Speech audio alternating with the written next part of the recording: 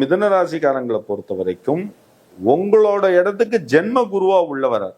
சரி சார், ஜென்ம குருவா உள்ள வரார், இது நல்லதா கெட்டதா அப்படின்னு பாத்தீங்க அப்படின்னா 100% நல்லதுன்னு சொல்வேன்.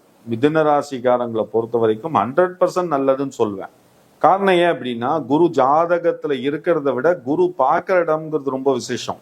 இப்போ இந்த குருவோட பார்வை பதியக்கூடிய இடங்கள் பார்த்தோம் அப்படின்னா அது எவ்வளவு புண்ணியம் பண்ணியிருக்கக்கூடிய இடங்கள் பாருங்க. மிதுன ராசியிலேருந்து குருவோட 5வது பார்வைன்னு சொல்லக்கூடிய அந்த குருவோட 5வது பார்வை வந்து துலாம்ல விழறது. குருவோட 7வது பார்வைங்கிறது தனுசு ராசிக்காரங்க மேல விழறது. குருவோட 9வது பார்வைங்கிறது வந்து பார்த்தோம் அப்படின்னா கும்பராசிக்காரங்க மேல விழறது.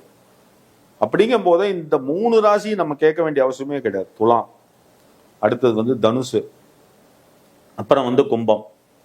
இவங்க எல்லாருக்குமே பாத்தீங்க அப்படின்னா ஒரு ஜென்ரலான யோகம் என்னன்னு பார்த்தோம் அப்படின்னா இந்த திருமணஸ்தானம் சொல்லக்கூடிய அந்த விஷயம்தான்.